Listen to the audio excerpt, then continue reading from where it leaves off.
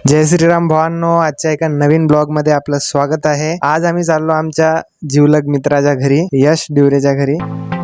आम्ही निघालो आता बाबुळगाव जायला। तर आम्ही बस सेम टू सेम जे मागच्या ब्लॉग मध्ये होतो 3 चोरटे तेच दिसायलो आता निघालो आम्ही बाबुळगावला। आणि बाबुळगावला जाता जाता एवढी मजा आली कारण रस्ता माहित नव्हता, बस कॉल टू कॉल। म्हणजे असं होतं की गुगल मॅप वर ते त्याचं गाव कोण्या ठिकाणी होतं माहिती नाही, बाबुळगाव आहे त्याच्या गावचं नाव, बट गुगल मॅप वर ते टाकल्यावर पण येत नव्हतं त्याचं गाव। काय सांगा आता तुम्हाला। मग आलो आम्ही बाळापूरमध्ये आल्यावर बाळापूर मधून निघालो आणि तिथून बस कॉल टू कॉल ऍक्शन होता आमचा, कारण आम्हाला रस्ताच माहिती नव्हता। आणि त्याच्यानंतर मग अथर्वला लागली ताण। अथर्व गेला पाणी प्यायला आणि पाणी पिऊन मग म्हणे आता गाडी चालवतो, कारण आमची गाडी एक्झॉस्ट झाली होती आणि आम्ही एक्झॉस्ट झालो होतो, कारण झावाच तेवढा लागत होत्या उन्हाच्या। नंतर आम्ही निघालो बाबुळगावला।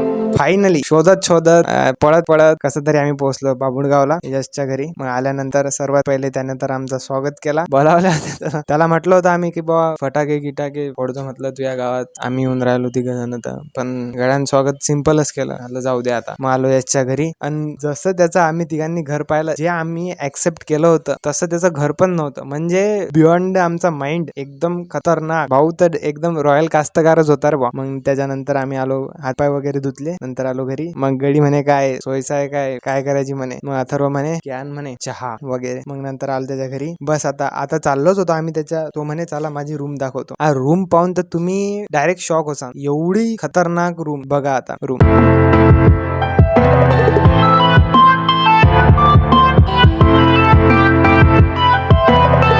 तर भावांनो, या भावाचा एकदम माहोलच आहे यशचा। आणि बस आम्ही आलो त्याच्या घरी। त्याच्यानंतर मग आता त्याच्या गावचा व्ह्यू बघतो आम्ही, आणि व्ह्यू बघितला तर तो म्हणे की बस म्हणे हे आपलंच गाव आहे, सगळं आपलीच चालते आहे म्हणे आपल्या गावात। म्हटलं ठीक आहे बा, जलवा आहे तुया काय। मग त्याचा गावचा व्ह्यू बघा।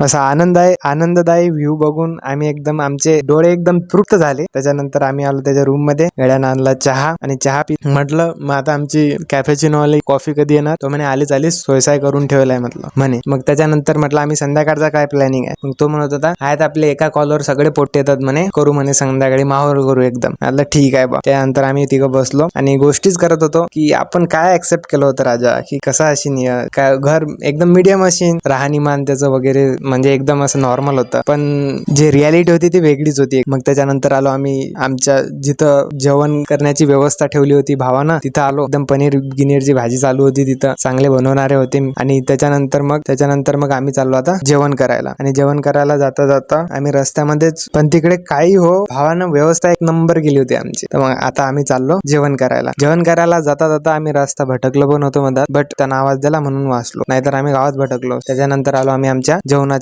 व्यवस्थेवर। मग एकदम तगड्या प्रकारे अशी रामादादाने भाजी केली होती, आणि काय सांगू तुम्हाला एकदम चविष्ट अशी पनीरची भाजी केली होती ना। म्हणजे जेवण पण आम्ही जसं घरी करतो ना त्याच्यापेक्षा शिल्लकच केलं होतं। मग आम्ही सर्वांनी जेवण केलं। मग यश भावाला म्हटलं तू इथं बी नाही सोडत रे भावा, भांडे तुला कुठे घासाच लागतात, बेकार आहे म्हणे भावा, आता कामच तसं आहे म्हणे आपलं, मला चांगले घासता येतात म्हणून घासतो म्हणते। म्हटलं ठीक आहे बाबा घास। मग त्याच्यानंतर बस आमची मैफिल बसली, थोडे बोललो आम्ही। आणि हा तो ज्यांनी भाजी बनवली ती एकदम best, Ramadada. Thank you so much Ramadada. Blog पाहत असेल तर लाईक जरूर कर दो। मग या ब्लॉगला आपण इथंच एंड करू। लाईक कमेंट शेअर जरूर करा आणि सबस्क्राईब नक्की करा।